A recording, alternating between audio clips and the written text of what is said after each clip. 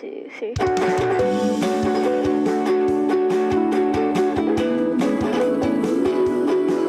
Hello, everyone. This is Kyle Galaz with Pour to Pro Car Sales Training Podcast. Become a sales titan. We are in season 10. This is episode 5, titled Stop Being Their Buddy, Start Being Their Leader. It's going to be a great episode. I hope you guys are enjoying the sales manager episodes. The next episode coming up will be a bonus episode in this season, and that'll be for salespeople again. Season 10 is just for sales managers, but it's also for salespeople that want to become sales managers. It's good to know sometimes what sales managers think, and learning more and more things is always a good thing. So keep up the good work. I hope you guys and girls are doing great at your dealerships. And remember, you can reach out to me anytime. I'm here to help. I'm your car sales trainer for life.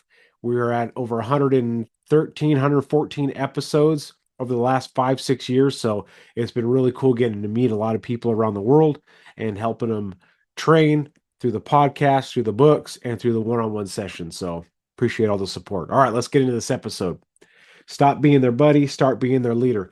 I got my notes over here and down here. As sales managers, it's nice to hang around with the sales guys and girls and be part of the team and have fun with them and joke around and do all that stuff. You want to build a relationship with your team. I get it. I've done the same thing for years as a sales manager. But there's a fine line you have to be very careful not to cross, and it can happen quick. It can happen very fast. So if you think about when it's slow and you guys are joking around or girls are joking around at the sales tower, or all the little things that you do to pass the time, sometimes sending them funny videos or memes and things like that. Just anything that's not really work related, but you're at work doing it, is stuff that can build a friendship with your sales team, because guess what? They see you as a human being. They see you as a friend.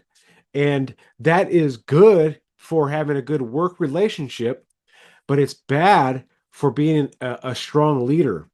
There's some sales managers out there that are business only, and they never really have a great rapport with their salespeople. And then there are some sales managers that we all know that are too friendly, they're too kind, they're too goofy, they're too this, they're too that, and they never really get work done.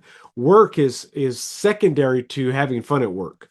And this guy over here is too serious. So you got to be close to the middle, but almost to the leader side, to the serious side, because what we don't want to do is give our salespeople a false expectation of what is allowed at the dealership. Remember why we're here is to sell cars.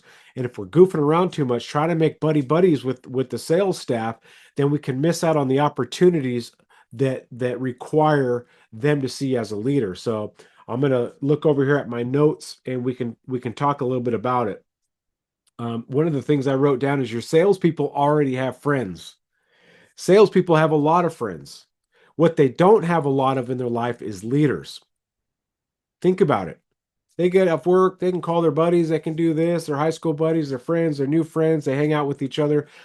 Salespeople at the dealership hang outside of work with each other. But what they don't have a whole lot of in their lives is leaders, people they can look to and say, that is my leader, that is my boss, I want to be like that person. Especially in today's world where work ethic is at its lowest, leadership is at its lowest, people to look up to is who do we got, right? So let's be leaders to these people. A lot of sales managers fall into the trap trying to be one of the guys instead of one of the leaders. We have to be a leader for the dealership if we truly want to sell more cars and have more success at the dealership. If your point of being a sales manager is to have a bunch of friends at the dealership, then yeah, you're probably doing a great job. But one of the things that happens when you are too buddy is a lot of accountability dies. What they expect or how salespeople feel about their job and what's expected dies. The accountability can die, because what are you going to do? What are you going to do to them? You're my buddy. You're my buddy at work. I'm not going to get in trouble. I can goof around all day long. My boss doesn't say a thing. Look I'm goofing around right now. I'm on TikTok. I'm on my Facebook. I'm on this. No one's told me to get to work. No one said, hey, what kind of appointments do you got today? I can just come to work and goof around. That can be where that accountability dying goes, when you don't look at when you have salespeople that don't look at you as a leader. They come to work as that's their place to relax. And if they happen to sell a car, then great. But as a leader, as their true professional leader, when they step into the dealership and clock in, those salespeople need to know, I don't want to let my leader down. It's not that you have to boss them around or be their manager and say, hey, get to work.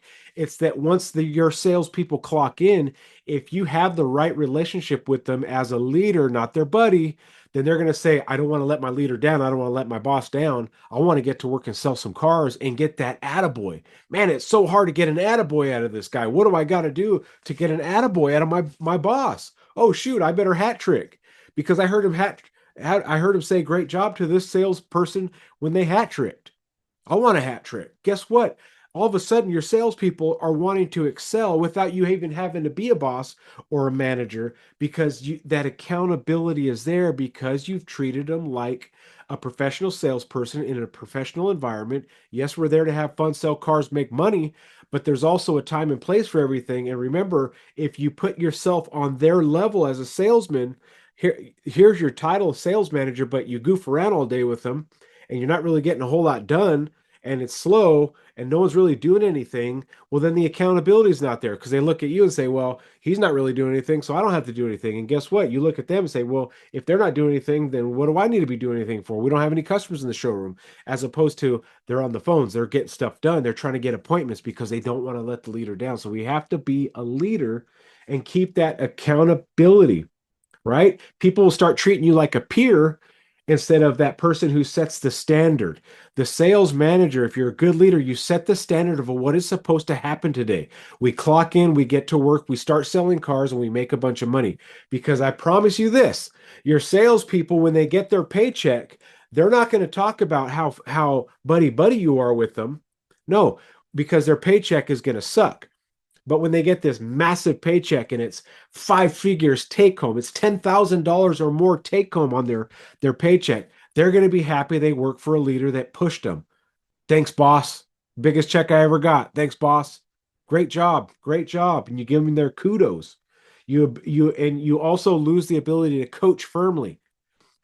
Think about this. When you're buddy and you have to go into the office now and you have to talk, serious talk because the owner said, hey, you need to talk to this guy.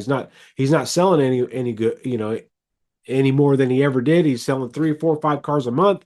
Now you got to have that stern talk with that salesperson. How do you expect them to take you seriously if all the time you goof around and all of a sudden you got to flip the switch and now be a boss? It's not how it works. You've lost the credibility, you've lost the accountability, and now they look at you too much of a friend and not as a leader. So remember, stop being their friend and start being their leader. They want leaders. They have friends. They want leaders. So I have a couple things here. Why managers fall into the buddy trap.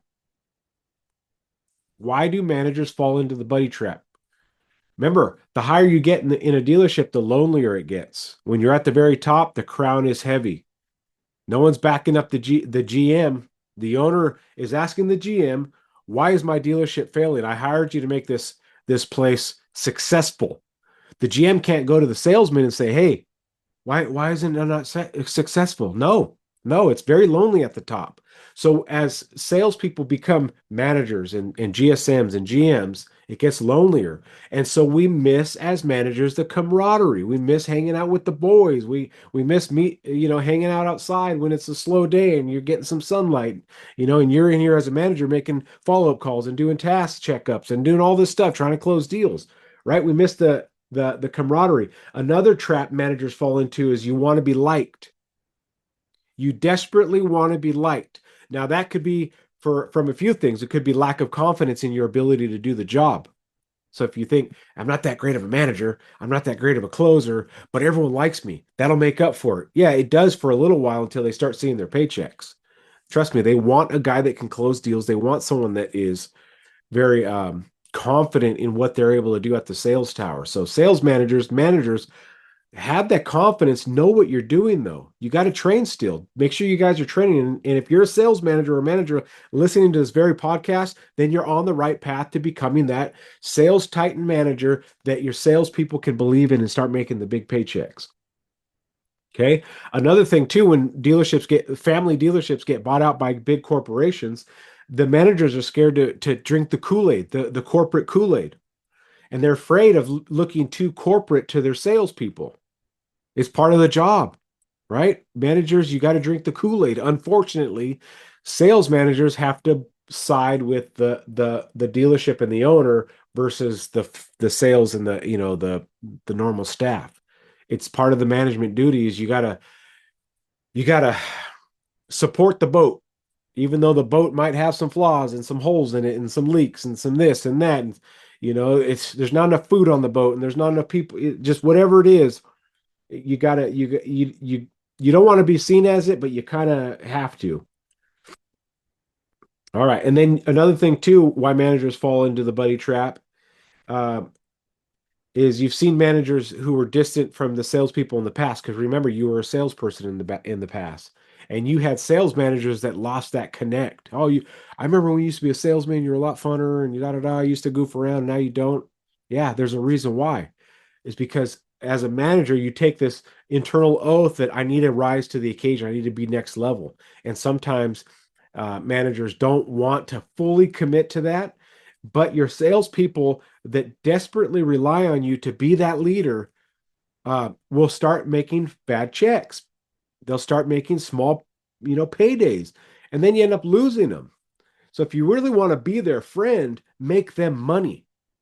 Think about it. If you're a manager and you really want to be their friend, and you truly care about your salespeople, then learn how to make them more money by being a better closer, by having better training, by keeping them up to a new standard and having new expectations and not being their buddy, because it's easy to tell a buddy no, right? Think about when your grandpa or your grandma asked for help.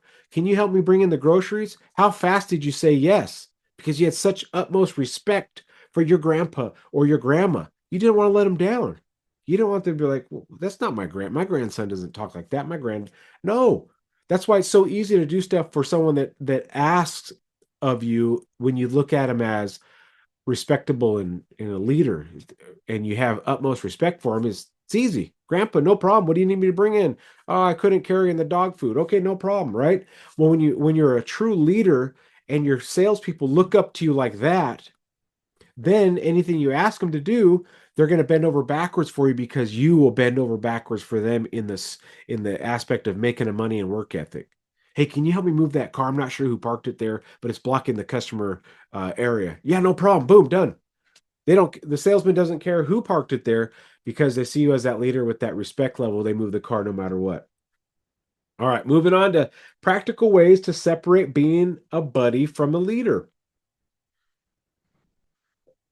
Separate buddy from leader. Stop participating in the gossip sessions. Yes, we get in the gossip sessions because we want to build that internal relationship with our salespeople. Stop. Leaders, stop the gossip session. Hey, folks, guys, girls, let's stay positive. Let's get to work. Let's see if we can make some calls. Let's see if we can get a customer in. I'll buy energy drinks for whoever makes the first appointment. Get on the phones. I'll buy lunch tomorrow for whoever gets their appointment in first, right? These little things get people back on track. But if you go back with them and you start talking smack about the dealership or the gossip, or did you hear about this, you hear about that, oh my gosh, someone's going to get fired, whatever. The standard, it's like a soap opera at the dealership, right? We don't want that. All right, move from constant hangouts to structured one-on-one. So this is if you see a group of salespeople waiting for ups and there's 5 of them out there, but you haven't had an up in 3 hours, grab one or two of them. Practice some walkarounds, practice some product knowledge, practice some closing. We talked about this in the last couple episodes.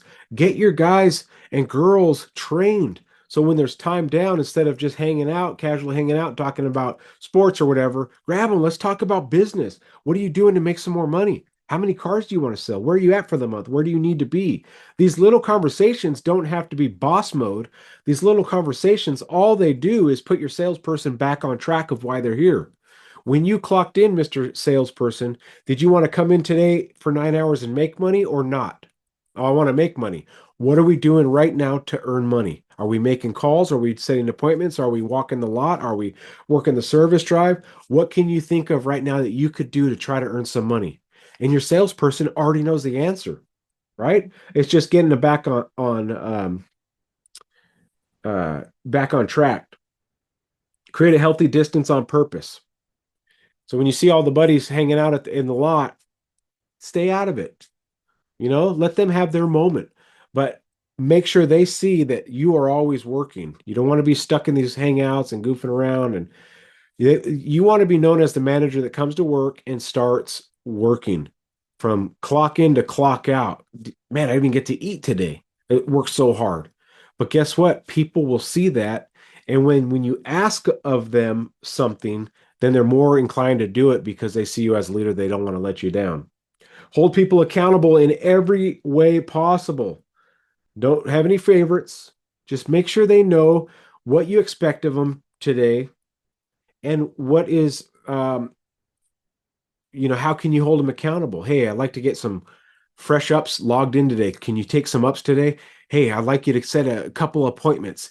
Let's do this today. Why don't you get three fresh ups logged in? Set a couple appointments, maybe post some stuff on Facebook, report back to me in a few hours. Let's see if you got some traction, right? Here's some new trade-ins that just came in. Here's some fresh pricing on them. Hey, we just repriced this one. You might want to update your Facebook listings to update that price. Maybe move all your Facebook listings down $1 just to get stuff, moving around on and the algorithms thinking. If you plant those seeds in your salesperson's head and you truly are a leader and not their buddy, they're going to listen. And guess what? You're going to get a full work day out of them without having to micromanage them. The last thing a salesperson wants is a micromanager. But a salesperson needs some expectations and some maybe some goals for the day. So think about this. Salespeople don't need a micromanager. Salespeople need a leader that has the expectations for the day. It's a huge difference. No one wants a micromanager, but it is nice when you have a manager that says, hey, let's try to accomplish these things today. Report back to me maybe halfway through the day and let's see how far you got. And maybe we got some appointments out of it or even a car deal. That goes a long way instead of you hovering over them. Okay. Now, here's some of the things that if you can do this properly, here's some of the payoffs. Stronger culture. Your salespeople know when I go to work, it's time to work. The culture is strong because everyone knows where they're at on the totem pole. It's not that you're a bottom guy. No, it's just that this section of the totem pole sells cars. This section of the totem pole gets the cars financed. This section of the totem pole desks the deals. This section of the totem pole manages the sales department. This section has to manage the entire dealership. This section is the owner. They have their own problems to deal with. So it's not that you're lower or higher on the totem pole. It's just you have a different section you have to take care of. So the stronger culture means everyone knows what they're supposed to do when they come to work. Another thing that is a payoff is higher standards. You set a high standard when they see you as a leader. They don't want to come to work and let the leader down. Oh, shoot, Kyle's working today. Let's get some stuff done. I know if I bring him a deal, if I bring him a file, a car is being sold. If I can get a customer to my desk, I'm going to make money today because I have the right sales manager here. That's who you need to be for these guys. Of course, better results, more sales, more money made. Everyone wins, right? More respect. So you may not have the buddy conversations anymore, but secretly behind the scenes, you're going to get more respect out of your sales team, out of the staff, because yeah, you're not getting the, oh man, did you see this on TikTok? Look at this funny thing. They're not texting you at 11 p.m. with this funny thing or texting you that, but during the workday, they want your approval. They want to make sure my leader is watching me and I want to do a good job. Salespeople, here's a good payoff. Salespeople who actually grow because someone finally held them accountable. Someone finally held them accountable and said, "Hey, let's make you $20,000 this month." No one says that to them. Their buddies don't want to make them that much money. They'll be jealous, right? Who encourages a person, "Hey, it's the first of the month. Let's make you 20,000 this month," right? You got to hold them to a new standard. And then you can stop carrying the emotional weight of trying to be everyone's friend. It's okay if you're not the most liked sales manager, but what you need to be is the most respected. Okay. There's a difference there. There's a big difference. So let's ask the sales managers a couple questions. This month, think about this month. Have there been times when you've chosen friendship over leadership? You know, you're talking with one of your buddy salespeople, and instead of maybe correcting them on something or saying, "Hey, you could have done this better. This is how I would have done it. Try this next time."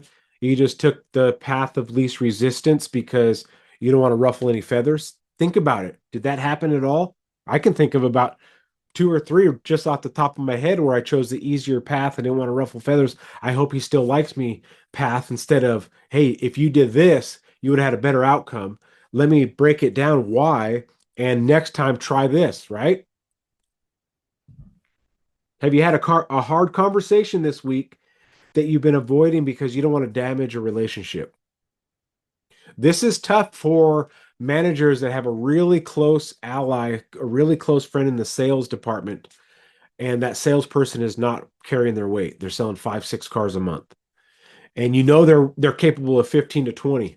But you're avoiding having the tough conversation because you don't want to damage the relationship. But the relationship would have never existed unless you guys work together. And the whole point of you guys working together is to make money. So it's not going to damage the relationship as far as what you think it might, but focus on, I need to get this guy back to where he was at, or I need to get this girl back to where she was at. I need to have the tougher conversation. And yeah, you might ruffle some feathers, but when they get their paycheck, they're going to be happy. And you can say, hey, remember that conversation we had, and it kind of messed up the vibe that day or the next week. Look at the paycheck after it. There was a reason why I had that conversation, is to help you get to that next level.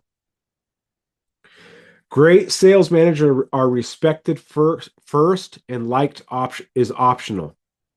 Great sales managers are respected first. Obviously, you want to be liked as a sales manager. You don't want to be, disliked. Getting disliked is because you're doing stuff that may be harmful to them, or or you're saying things that are rude, or you come off arrogant or condescending. That gets you disliked. Respected is different. Respected is earned, and you earn it by hard work ethic and making your sales guys money, and giving them the expectations of the day, of the month, of the year, right? Lead them. Lead them. Don't try to be them. Sales managers and leaders, lead them. Don't try to be them. Okay? You came up from that. You're on a higher level now, and we have to keep our standard high, because the higher standard you have, the separation from other sales managers is even greater, job security. But what happens when you bring yourself this high off the ground, your sales team will slowly start gravitating towards you. If you keep yourself down here and they're right here, and the only difference between you and your salespeople is the title, they'll never go up. They'll never rise to the occasion. They're already at the top. The only difference is you have a title and they don't. You guys make the same amount of money. You guys goof around just as much. But if you hold yourself to this accountability as a sales manager, as a leader, your team will rise. And when your team rises, everyone makes more money. Everyone's happier. The barbecues get bigger. The Christmas bonuses get bigger. Everything gets better. I hope you guys get Christmas bonuses. I don't, but whatever. My bonus is that I'm alive and I get to do the podcast. Yeah. Positivity. Yeah. I hope you guys enjoyed this episode. The sales manager episodes, whether you're listening to it as a salesman or as a sales manager, it's tough. It's tough being a strong, powerful leader that people would follow to the ends of the earth. But someone's got to do it. There's not enough of them out there. So choose to be that leader. Choose to be a leader that is worth following, and you'll see the store's number go up. You'll see the salespeople's checks go up, and you'll see your check go up. You'll have more respect, and more headhunters will come after you because they've heard about you. And you're going to have to be turning down jobs because your dealership doesn't want to lose you. They're going to pay you even more. All right. I hope you guys have a wonderful night. Kyle Galaz signing out.